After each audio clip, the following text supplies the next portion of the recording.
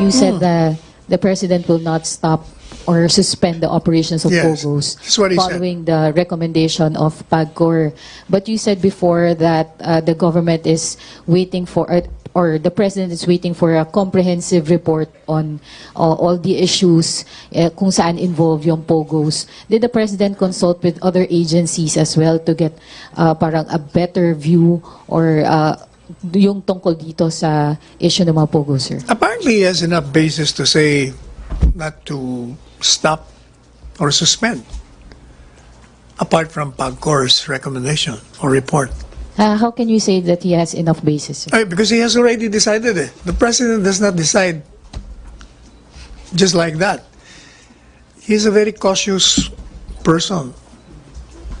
So, paano yung process niya, sir? Did he consult with other agencies as I don't well? know how he consults, but the president, when he makes a decision, it's a decisive one, and he has a basis to support his decision. Sir, did agencies, like for example, the Bureau of Immigration, submit a report I don't know on all about the that. issues? I don't know. I have no personal knowledge. Like AMLAC, sir, on money I have no laundering personal issues? knowledge of that. But the president certainly will have access to all of them. All right, sir. Thank you, sir. Salamat, Pia. Follow-up kay Ace, pagkatapos Joyce. Secretary, what's the President's view on the report that POGO's transactions, some of them are linked to illegal drugs? That has to be validated. Mga reports pa lang yan. You know, there are agencies whose function is to enforce the law in their own territories. So they need to effectively enforce the law, like the customs, the immigration, the PNP, the NBI, lahat yan dapat gumagalaw in relation to the operations of POGO, and for that matter, all operations of any entity. Okay, Sec. Kasi sinabi nung AMLAC sa isang Senate hearing, part ng transactions are linked to yung suspicious activities, including yung illegal drugs. And we know the President's stance on illegal drugs naman. So yung ganong information, they are not enough for him to say or think parang, di ba kailangan tignan muna natin to bago hayaan mag-operate? Alam mo yung mga ganon, they are immediately being investigated. Ongoing palagi investigation. Anything na makarating kay Presidente, iniimbestigahan ka ganyan. Okay. Yung decision ni President that he won't suspend POGOs, final na yon, or it can still change depending on developments? Hindi ko alam. Basta yun ang sinabi niya sa akin. Can it still be, That depends. reversed? It's the call of the President. Always the call of the President. Kasi hindi pa tapos yung investigation ng Senate. As I said, when you make a decision, just like the President, he makes the decision on the basis of circumstances prevailing at the time of making that decision. When circumstances change, there may be a change of position. So hindi natin alam. Thank you, Sec. Follow-up sa POGO, Joyce.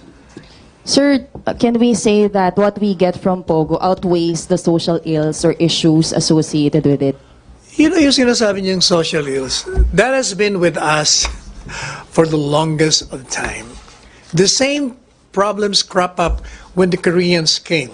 Ganun din ang mga reklamo noon. May prostitution, pero as I said, yung mga governmental agencies, ang dapat na nag-a-address noon. Kailangan ginagawa nilang trabaho nila para masupil mo.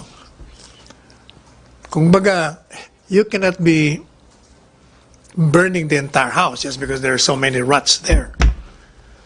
Pero sir, sa process ng pag-consider ni President Duterte, given yung social ills, issues with POGOs, mas matimbang sa kanya, mas naging matimbang sa kanya yung what we get. Hindi sa matimbang. Ang nakikita ko kay Presidente, yung problemang sinasabi nyo, yan ay ma-address yan ng mga governmental agencies involved in enforcing the laws.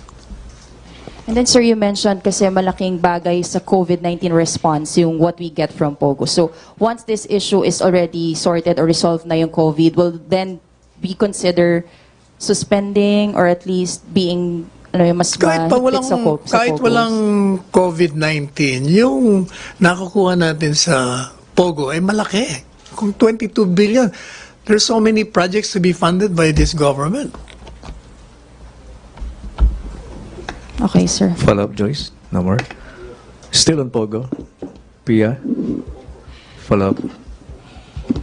Sir, how can the public be assured that the president is not turning a blind eye to all these issues, itong money laundering, prostitution, drugs, because kumikita tayo dito? I will repeat what I said. All these issues on illegal practices are addressed by the agencies involved. Customs, immigration, AMLAC, they should function very well so that they can stop whatever illegal practices or corruption that are present. Pero yung view, sir, ng ibang legislators is that all of these issues can be stopped if you suspend or stop the operations of No, POGOs. I disagree with them. You know, kung minsan tuloy naiisip ng may nagsabi, hindi ako nagsabi. But it made me think, why are some critics want the POGO operation stopped? When it's giving us so much funds to finance projects. Eh pag wala kang pampinansa sa mga projects, then failure ang mga projects mo. Pag nag-failure ng project mo, di failure ang gobyerno. Sir, ano yung directive, since nag-usap kayo ni President Duterte, The directive ano yung is regarding to the what? agencies? Oh, the regarding yung mga directive, dati issues? naman ang directive ni Presidente, basta merong illegal na practice, gawin nyo ang trabaho nyo. Prosecute nyo, hulihin nyo. Ganun palagi ang kanyang ano. Otherwise, heads will roll. Kung nalaman niya na wala kayong ginawa. Di ba? Last na lang, sir. Sir, can you qualify yung sinabi niyo, sir, na itong nangyayari or na-experience ng Pilipinas because of POGOs is the same na na-experience natin sa pagdagsa ng mga Koreans? Could you qualify that statement? In other words, what I'm saying is, yung mga problema na supposed to be lumalabas, ordinaryong lumalabas yun kahit sa anong panahon. Kailangan mabigyan natin ng solusyon yon by the agency supposed to be concerned with peace and order. Yun ang trabaho nila. Kahit anong panahon dumating, kaya dapat nagtatrabaho sila para masugpo mo lahat ng anomalya. Like, sir, yung security concerns na yung reports that there are apparently 3,000 members of PLAs here in the Philippines. That's Hindi nga, unverified naman yun. unverified naman yung mga reports. Even the source is saying na, I have not validated this. Tax evasion, prostitution, Aba, edi po-prosecute money natin. laundering. You know, kung there is a crime, we have to prosecute. And that is what the government is doing. Thank you, sir. Salamat, Pia. MPC, question? Follow-up, Joyce. Balik tayo kay Joyce. Sir, we always keep on mentioning the big revenues we get from POGOs. Wala na po bang ibang pwedeng pagkuhanan ng revenues ng government? Why do we have to Hindi ba settle? meron tayong tax system? In addition to that, apparently kulang. Hindi ba sa dami ng, ilan ba tayo, 105 million Filipinos? There's so many projects, maraming napabayaan, walang isa build, kaya nga may build tayo. Kaya maraming naging problema. Kung bagay itong presidente itong ginagawa lahat ng paraan. Pero at this point, sir, wala tayong ibang alternative source of revenue. And do we really have to settle to let this operations with Ang problema nga, irregular- pinagpipilitin yun na yung POGO, masama. Hindi naman masama. Ang masama, yung mga nag-ooperate na iba. Edi yun ang tigilin natin, i-prosecute natin. Hindi ka nagparehistro, then we will require you to register sa SEC. If you commit this crime, then we will prosecute you. If you're illegally making business here, then we will stop you. Yun ang, pareho nga yun nung, yung bahay mo, maraming rats. You don't burn the house. Tanggalin mo yung rats. Sige, sir. Joyce? Wala na? Di mo ba Okay alam lang. na yung rats kumakain ng kahoy? MPC, question? Wala na? Pia. Other matters? Sige, Pia. Sir, Twitter recently locked out the account of DFA Secretary Teddy Locsin Jr. Doon sa mga Twitter recently locked out yung or parang sinuspend yung Twitter account ni DFA Secretary Teddy Locsin Jr. Nilockout niya? Yung Twitter, sir. Twitter niya? Kasi Tinanggal niya? apparently nagkaroon ng violation when he tweeted that yung sa bayan, sir, na dapat daw barilin because they are effing communists. Ganun, sir. Anong masasabi Sino dito, nagtanggal sir? nun? Siya. Twitter, sir. Kasi Twitter mismo. nag-violate ng kanilang rules. And this is a first for a ranking government official, particularly siya pa ang Foreign Affairs Secretary natin. Hindi po ba siya pagsasabihan ng palasyo to tone down his language? That's between Twitter and Secretary Teddy Boy Locsin. Bakit naman papasok ang gobyerno dyan?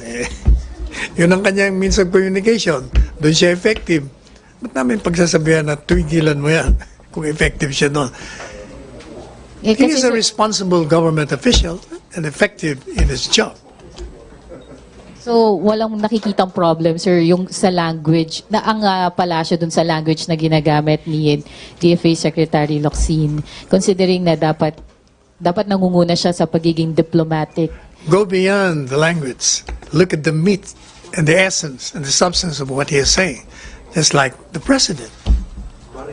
Like when he said that these are effing communists, you shoot them, you don't listen to them, referring to bayan, sir. Baka naman yung meat hyperbole. ng gusto niya sabihin? Parang style presidente. Hyperbole lang. So parang same lang sila, Hindi sir, naman ng- literal yun. So same lang sila, sir, ng style ni President Duterte. Siguro, baka similar. Kung effective siya doon, di mo na. Salamat, sir. Pia. MPC, no more? Maraming salamat, Chief Presidential Legal Counsel and Spokesperson Salvador Panelo. Back sa Mga biddings, hindi pa pwede. Yun pa rin. I will just remind the secretary, or rather the senator, that even in that law about bidding, there is an exception. May negotiated contract doon. And it will apply to national emergency. Baka nakaligtaan yan. maraming salamat, Secretary Panelo. Balik tayo sa Radyo Pilipinas at PTV4.